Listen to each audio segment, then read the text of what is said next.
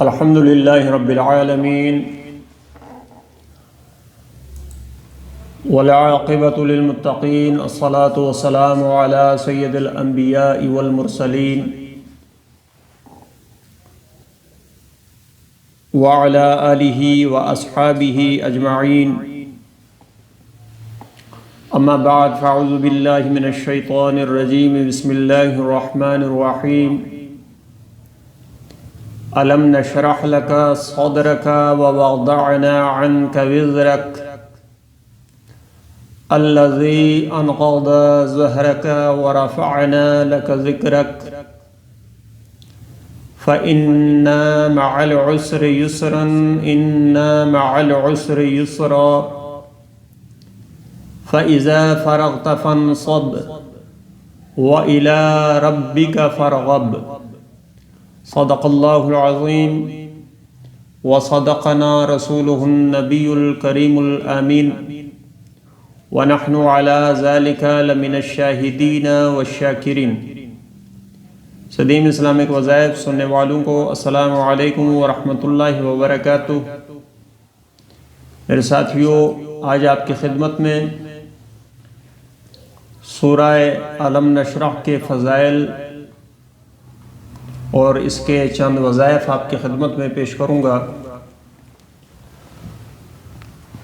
سب سے پہلے جو بھی نئے ویور آ رہے ہیں ان سے عرض ہے، ان سے گزارش ہے کہ وہ چینل کو ضرور سبسکرائب کر لیں تاکہ میری ہر آنے والی نئی ویڈیو آپ کے پاس پہنچ سکے،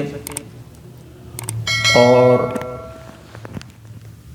ویڈیو کو لائک اور شیئر بھی ضرور کریں اپنے گروپس میں، اپنے ساتھیوں میں، تاکہ کسی اور کا بھی بھلا ہو جائے۔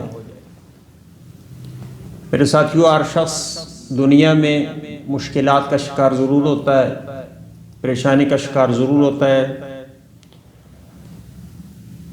کوئی شخص کسی بھی سخت مشکل میں پھنس سکتا ہے، یہ اللہ تعالیٰ کے قوانین ہیں، اس کی حکمتیں ہوتی ہیں، ہم جانتے نہیں،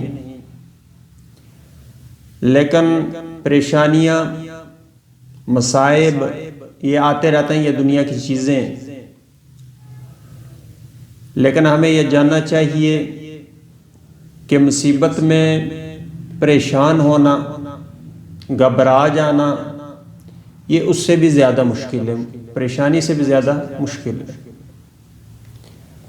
تو سب سے پہلے بات تو یہی آپ سے عرض کرنی ہے کہ گھبرانا نہیں ہے۔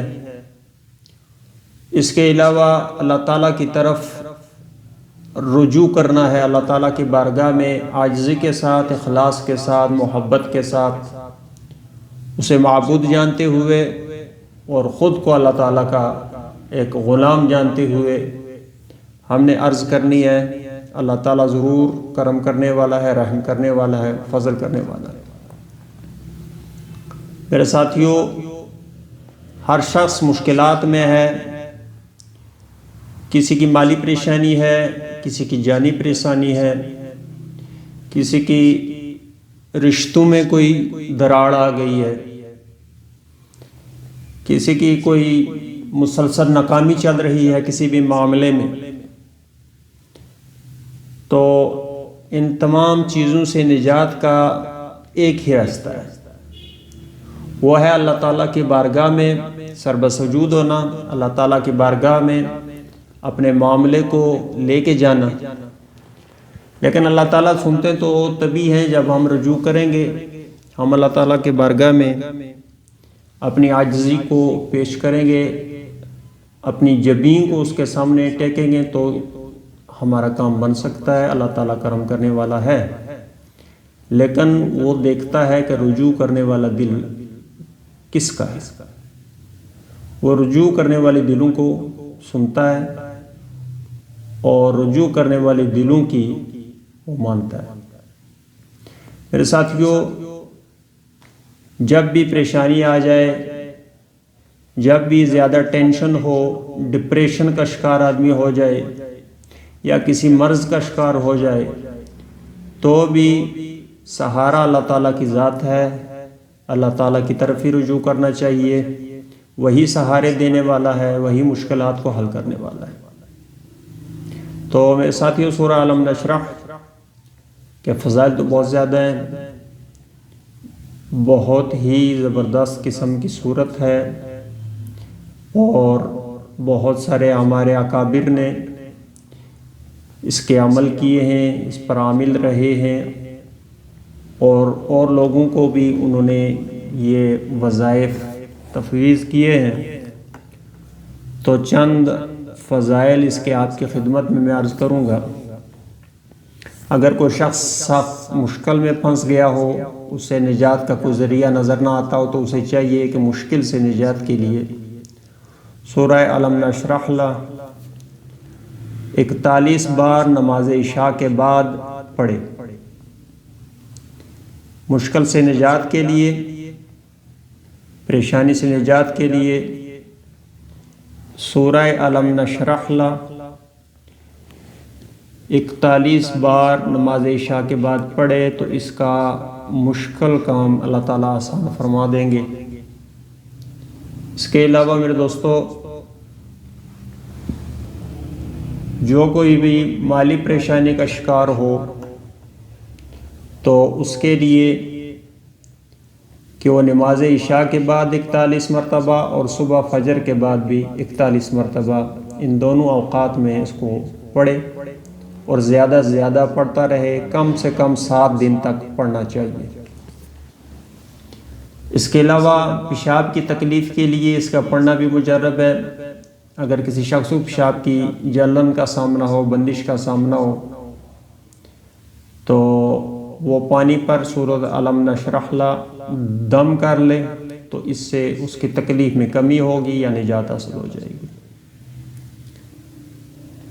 پتھری اور مثانہ کے علاج کے لیے سورہ علم نشرح لہ کا عمل، پتھری مثانہ کے مریض کو سورہ علم نشرح کا پانی روزانہ دم کر کے پلایا جائے تو پتھری نکل جاتی ہے، ریزہ ریزہ ہو کے مثانے کی تکلیف بھی ختم ہو جاتی ہے، اور اگر اس سورہ کو روزانہ پڑھا جائے تو پتھری بننے کا عمل بھی رک جاتا ہے۔ تو اس سورہ کو آپ اس کا وظیفہ کیجئے، اس کا عمل کیجئے۔ پھر وہی عرض کروں گا کہ گھبرانا بالکل نہیں ہے، کیونکہ گھبراہٹ جو ہے وہ پریشانی کو اور بڑھا دیتی ہے۔ تو اللہ تعالیٰ کی بارگاہ میں ضرور عرض کیجئے۔ اسی طرح جب بھی انسان کو کوئی تکلیف ہوتی ہے، کوئی بیماری ہوتی ہے، کوئی ذہنی ٹینشن ہوتی ہے، تو یہ چیز رات میں اور بھی بڑھ جاتی ہے، کیونکہ رات ایک ایسی چیز اللہ تعالیٰ نے بنائی ہے۔ دن کو تو ہر آدمی اپنے کام میں مشغول ہوتا ہے، تو اسے کسی تکلیف کا، کسی ٹینشن کا اتنا زیادہ خیال نہیں آتا۔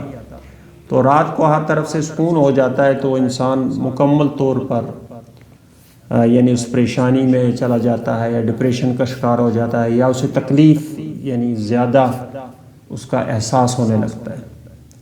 تو عشاء کے وقت، عشاء کے بعد اس کا عمل آپ کیجئے۔ اگر سخت مشکلات ہوں، پریشانی ہو، ڈپریشن، تو اس کے لیے نماز عشاء کے بعد 41 مرتبہ۔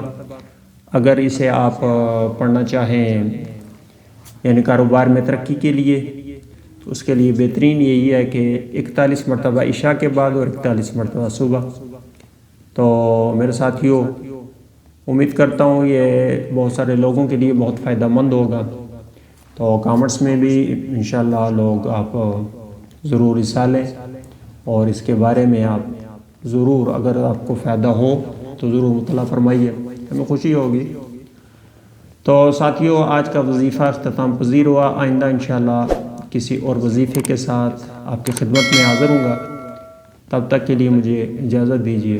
اللہ حافظ۔